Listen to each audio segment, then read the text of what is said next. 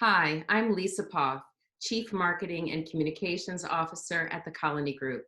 I'm here with Michael Nathanson, Chairman and CEO of the Colony Group, and Brad Boyer, a partner at the Los Angeles office of Kutak Rock. Thank you both for joining me today. Thank you, Lisa. Thank you, Lisa. We're here to talk about a recent article you collaborated on that was published in MarketWatch. Why coronavirus could devastate charities even more than the Great Recession did. Both of you are deeply involved in championing causes in a big way. Brad, you're on the board of the Epilepsy Foundation, and Michael, you're a brain tumor survivor and the former chair of the National Brain Tumor Society, Cure GBM, and the Pediatric Cancer Cure. So Brad, let's start with you. Tell us why you wanted to write this article and why you reached out to Michael to co-author it with you. Certainly. I think, first of all, Michael is always at the top of mind for me when it comes to all things nonprofit and charity. We have a great kinship when it comes to that. We talk frequently about nonprofits. We're both heavily involved in the nonprofits. I'm chairing the Epilepsy Foundation board. Michael previously had chaired the board of his foundation. And, from time to time, I'll stop by his office in Boston. He'll give me nonprofit books. We'll talk about the latest and greatest in nonprofits. And, this kind of reminds me of a story. The first time that I met Michael was at my office in Los Angeles. Craig Jones, great guy who I work with, who's a partner, obviously, at the Colony Group, introduced Michael and I and Ron and Jennifer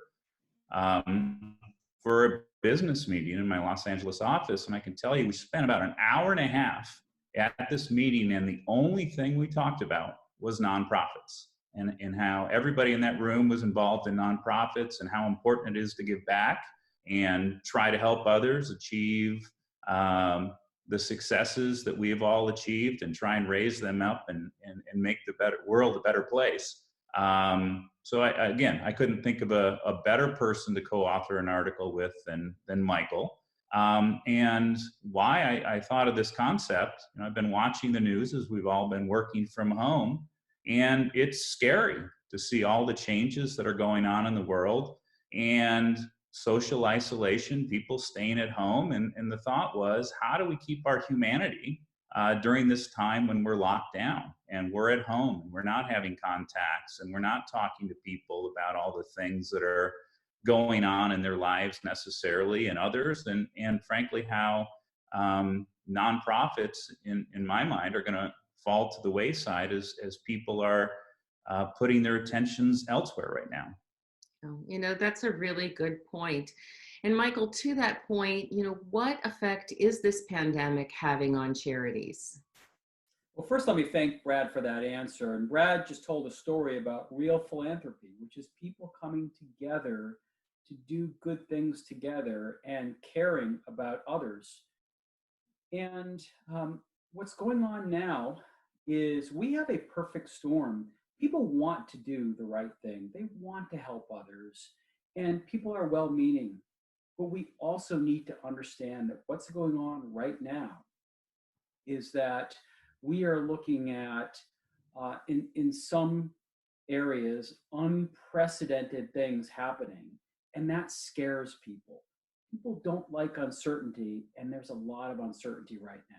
And with that uncertainty, people are no longer giving to the same extent that they'd be giving, doing for philanthropy what they would normally be doing. There has been a dramatic cutback in support of the institutions that many of us love so much and that do such great and important work in the community.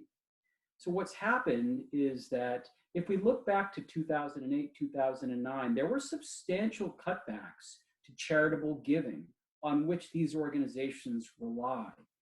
And now it looks like there's a possibility that the cutback in that giving could be even greater because people are so concerned, because people are so uncertain about when things can stabilize again.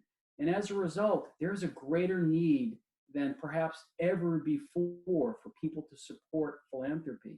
And yet, it's just not on people's mind. Sure, people are thinking about COVID-19 related philanthropy, and I applaud that and admire that. But many people are now saying, I don't know if I'm going to have a job going forward. I don't know what my income's going to be looking like.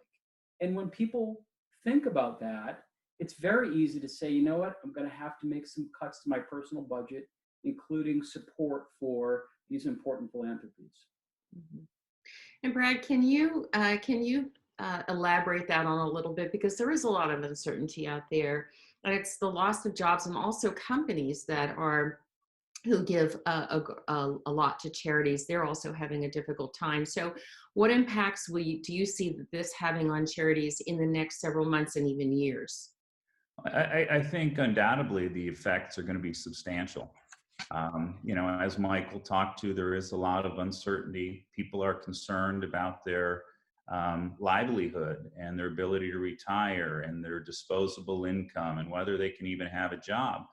I think, to a large extent, this is going to be a huge, huge impact, definitely through the end of this year, definitely coming into part of 2021. Frankly, things are changing every day, right? I mean, if we look at the news yesterday that was reported, it's going to be, a lot of people are predicting over a year before we have a vaccine. There are different strains of this virus, it appears. So people may or may not have immunities. And I think also yesterday there were reports that the winter may be worse than what we're experiencing right now. So I think this is going to continue on for this foreseeable future. And during this period of time, it's going to have a substantial impact on nonprofits, which is going to lead to a huge contraction of the industry, right? We may not have as many nonprofits around when we get through this as we do today. Actually, I think that would be very likely. And I think, and we could talk about this in more detail down the road later in our discussion, but I think at the end of the day, what this is going to force nonprofits to do is to really focus their efforts right now, focus on what their constituents need right now, making sure that the nonprofits recognize and realize that at this point in time, they can't necessarily be all things to all people. And really, it needs to be a situation where the nonprofits that survive this are going to have to be deeply mission focused and very, very disciplined. Mhm. So, Michael, we're all experiencing the effects of social distancing. You actually wrote an article about warning about the effects, the long-term effects of social distancing. But for charities and for their fundraising efforts, how do you think that the social distancing may change those efforts now and in the future? I think it's problematic for charities. And I think we have to understand that if you are a development officer at a charity or philanthropy, there are basically a limited number of ways that we can raise real dollars. One is through corporate giving. And again, consider what's going on right now. Companies are thinking about potentially laying off employees and taking other cost-cutting measures, and they're thinking about their philanthropy budget at this time. In order to get a company to give money, it typically takes sending out a development person to a company to have conversations. That's no longer such an easy thing to do because of social distancing. That's a problem. That's a challenge. Another type of giving is through major donors. And these are people who are giving larger amounts. Once again, major donors typically require some level of in-person hand-holding and a lot of back and forth in order to get people to make meaningful commitments. But then there is the concept of large-scale fundraising through events. And events are a very important part of many philanthropies' fundraising efforts. And when I talk about events, I'm talking about races, I'm talking about walks and rides and all the other great things that philanthropies do to get people together, let them experience community, and also do some fundraising. And many philanthropies rely very extensively on this type of event-based philanthropy. That's all gone as a result of social distancing. Now, there are organizations that are trying to adapt, rightly so, by using, for example, virtual events. But the reality is virtual events, thus far in my experience, are not as impactful, not as effective in fundraising. So social distancing is really a challenge for philanthropies over and above the economic challenges that these philanthropies are facing. Yeah. And Michael, I want to stay with you just for a second and talk about the charities that are in part supported through government spending. Do you think that they're likely going to see their fundraising funding cut? And that's another important point, Lisa. Thank you for bringing it up, because that's exactly right. Many philanthropies also rely on government support. And now, while we don't know exactly what all of the spending that's going on is going to mean going forward in future budgets, consider the fact that already in recent years, government spending on philanthropy has been curtailed. Now, consider the fact that the government has been forced to, and by the way, I support these efforts, but has been forced to spend trillions of dollars to stimulate an economy that needs stimulation. And again, I don't fault the government for doing that. The government does need to step up and help people, help the economy. But as it spends trillions of dollars and pushes the national debt into the area of, say, $24 trillion, and pushes an annual budget deficit that was about, call it $1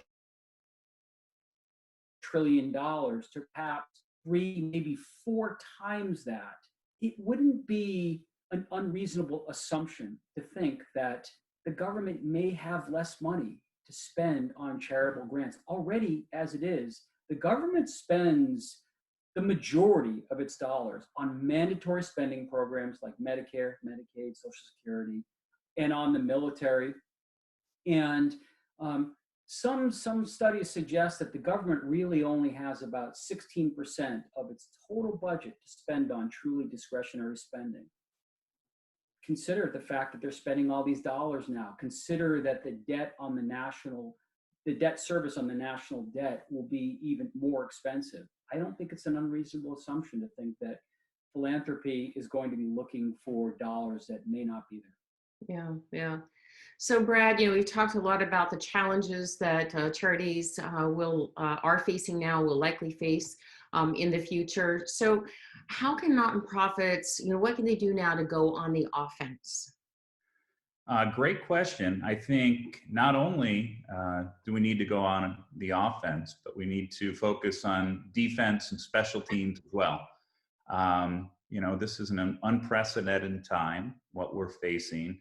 And, to continue the sports metaphor, good blocking and tackling is not enough right now. We need to all continue to execute and perform at a very, very high level. It's a time that all hands have to be on deck. It's a time for nonprofits to engage their board members, to see if they can make additional donations. Can they make the donations now as opposed to later? If they don't have the capacity to make additional donations, can they connect the nonprofits with others in the community that can help, that can donate, that are others that can provide services, supplement what is being done? There's a whole host of things that the engagement of the board members can do, which is very important, as well as engaging your whole community. But I think realistically, what the nonprofits need to focus on right now is the programs and services that are needed right now. As we sit here right now, how is each specific community being impacted by this? And what can be done to provide services and support, if possible?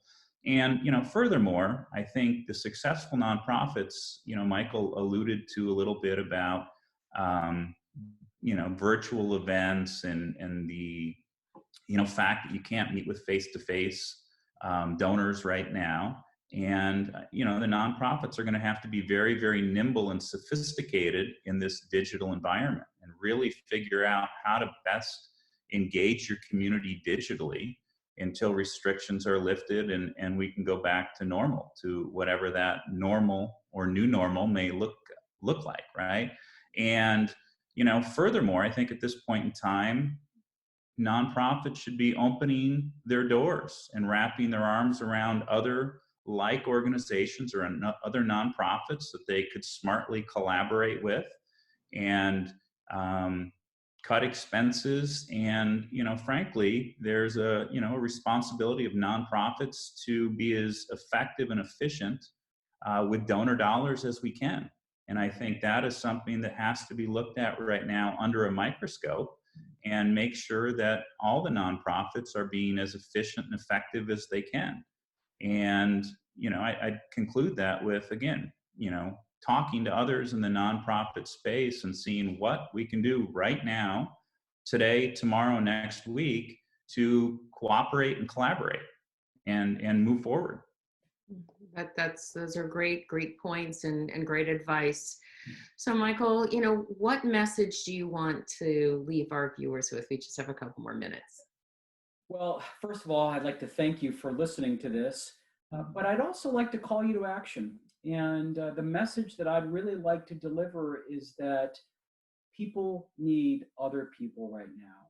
People need these philanthropic organizations, which fill very important roles in our society. And if you can step up, now is the time to step up. Don't wait till the end of the year. Do it now. Think about if you have any discretionary dollars, and I do understand that not everybody does, but if you have discretionary dollars at any amount, now is the time to give it to your favorite causes. They need it now more than ever. Step up for the community, step up for the rest of this country, for the rest of the world.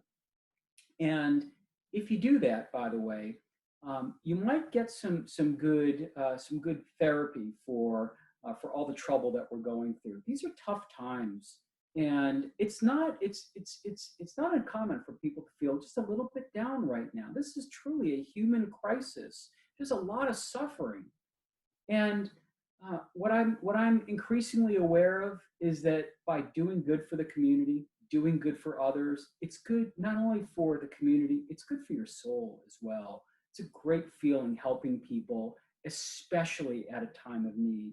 This is a time of need.